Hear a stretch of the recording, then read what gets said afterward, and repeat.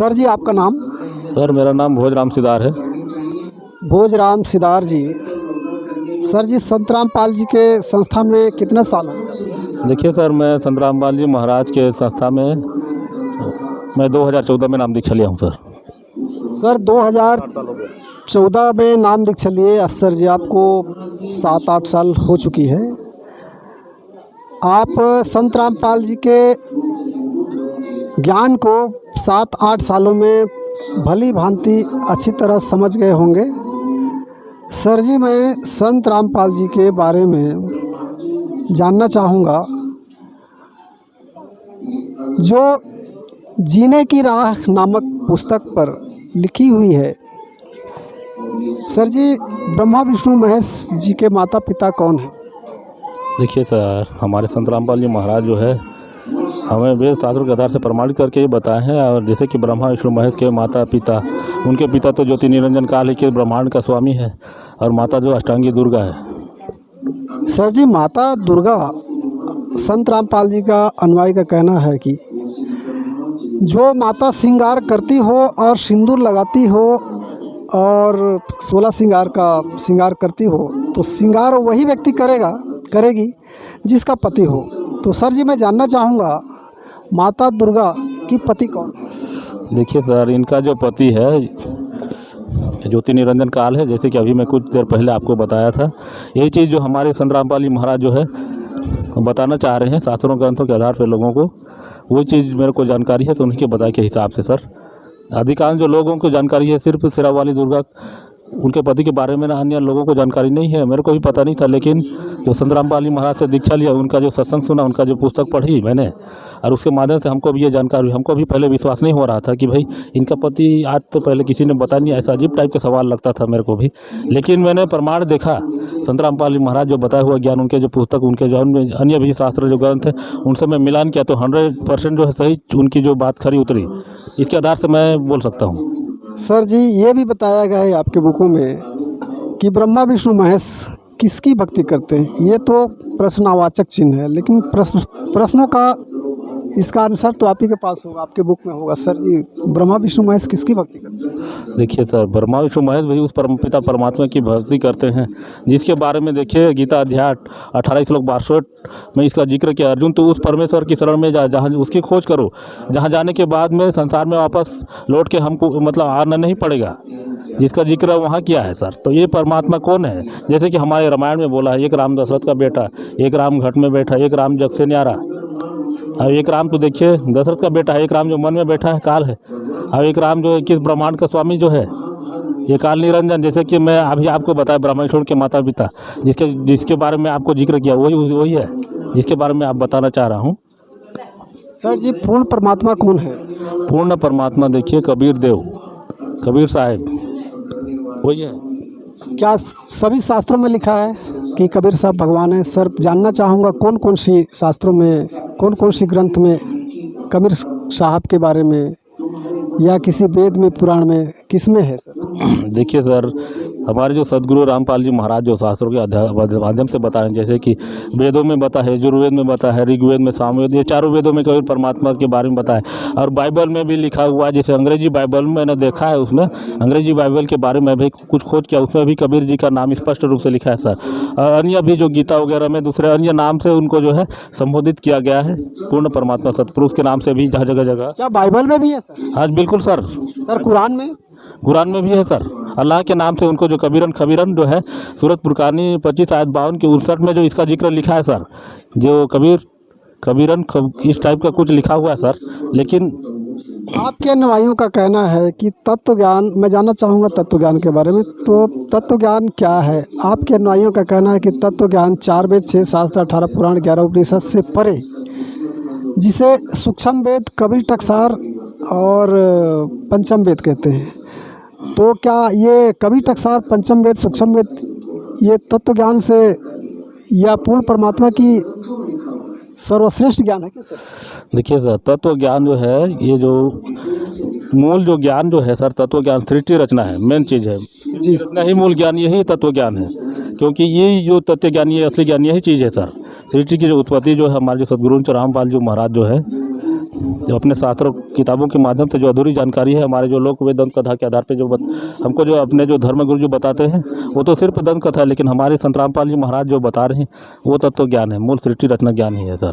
Sir आपने कहा लोक वेद दंत कथा, लोक वेद और दंत कथा क्या है से? लोक वेद दंत कथा ये है सर, वो जो ज्ञान जो बता रहे हैं अन्य जो धर्म गुरु के लोग जो है, वो जो ज्ञान बता रहे हैं वो हमारे शास्त्रों से मेल नहीं खाता, ना कोई प्रमाण है उनके पास, इसलिए इनको जो लोक वेद दंत कथा कहा जाता है। ये सिर्फ कहानी है, मतलब एक मनोरंजन के तौर पे सुनाया जाता है बच्चों को।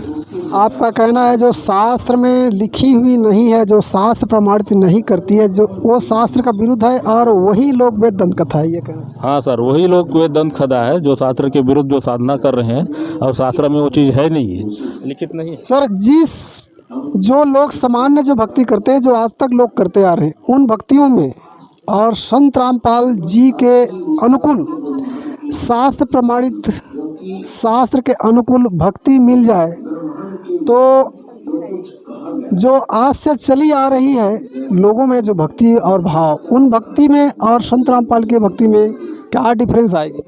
देखिए सर, इनमें तो बहुत डिफरेंस आएगी सर। देखिए बोहर का जो अधिक, जैसे कि हमारे गुरुजी महाराज जो बोलते हैं कि अधिक भार के साथ यात्री जो है यात्रा सफ़र नहीं कर सकता है। जैसे कि हम लोग जो व्यर्थ की साधना कर रहे हैं, जैसे कि मुंडन वगैरह हुआ, जैसे कि हठ योग करना, ये सब जो हमारे शास्त्रों में जो है, जैसे कि गीता अध्याय 16 श्लोक 23 में जो है, जो शास्त्र विधु साधना करते हैं, जो मनमानी आचरण करते हैं, उनको न परम गति मिलता है, न शांति और न ही मोक्ष मिलता है। ये सब चीज़ के लिए हमारे गुरुजी जो भी हमारे गीता को साक्षी बनाए हैं, उनमें ये सब चीज़ के लिए मना किया गया है सर। सर ये मुंडन, ये जो मना किया गया है, लेकिन ये तो हिंदू धर्म और सनातन धर्म का, इनकी परंपरा से चलते आ रही एक इनका रिवाज और एक धार्मिक संस्कृति सभ्यता है, ऐसा कुछ जाना जाता है, और लोगों को ये बात का पता है कि संस्कार ऐसा होता है। क्या ये संस्कार से संत रामपाल जी का ज्ञान क्या परे है सर? क्या ये सही नहीं है, ये मुंडन करना, तिजनहान, छठी, बरही, दशकर्म वगैरह वगैरह, या क्या कहते हैं पिंडदान वगैरह, क्या ये शास्त्र नहीं कहती?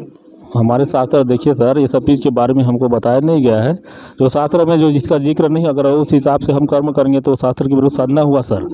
और ये जो बिल्कुल जो है शास्त्र के विपरीत है सर, क्योंकि पूर्वज के लोग जो पहले अनपढ़ थे, पढ़े लिखे थे नहीं, उनको ज़्यादा जानकारी था नहीं सर।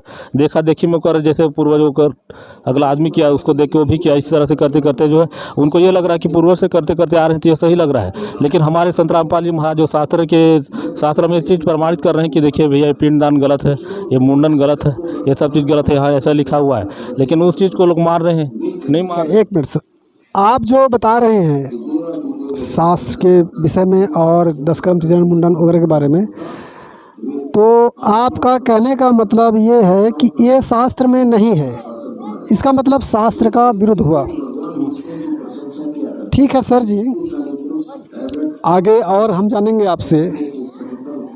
सर जो देश में कुरीतियाँ जो चल रही है, सभी लोगों को कुरीतियाँ ये है, जैसे बहुत सारे अफसर, बहुत सारे सरकारी कर्मचारी जो घूस लेते हैं, ये कानून के नज़र में भी गुनाह है। दूसरा चीज़, समाज में देखने को मिल रहा है बहुत सारे बेटियां भ्रूण हत्या, बेटी पैदा होने से पहले पेट में हत्या कर दी जा रही है। बेटी तो लोग, कोई बाप या कोई माँ पैदा ही नहीं करना चाहते। कुछ यूपी जैसे जगह में भ्रूण हत्याओं का मामला शिखर पर चढ़ चुका है। सर जी, आप संत रामपाल जी के अनुयायी रमणी जो कहते हैं, शायद जगत की भाषा में इसे शादी कहते हैं, और इनका शादी में, इनका रमणी में बिना दहेज का ना ही 1 रुपया लेना है, ना ही 1 रुपया दहेज देना है, और इसको गुनाह माना जाता है। क्या कारण है? देखिए सर, ये सब चीज़ देखिए आज हमारे समाज में आम बात है। जैसे कि दहेज प्रताड़ित किया जा रहा है, बहू बेटियों को ससुराल में जाके कम दहेज मिलने या फिर दहेज न मिलने की वजह से उनको यहाँ तक प्रताड़ित किया जा रहा है, जिंदा जला दिया जाता है। आए दिन हमको जो न्यूज़ में देखने को मिल रहा है, टीवी के माध्यम से हमको देखने को मिल रहा है, आत्महत्या कर ले कई बहन बेटियों, इस तरह का जो चीज़ है, इसके खिलाफ सरकार भी देखिए सर मुहिम चलाई है, लेकिन आज तक जो है सफलता नहीं मिली है। लेकिन हमारे जो संत रामपाल जी महाराज जो है उनके जो बताए हुआ जो मिशन है उस मिशन के तहत आज देखिए मैं स्वयं भी उसी पंथ से हूँ और मैं भी रमेड़ क्या हूँ, अंतर्जातीय रमेड़ क्या हूँ सर। सर जी, आपने अंतर जातीय रमणी के आपकी जो फैमिली, आपकी मिसेस वाइफ कौन सी जाति से?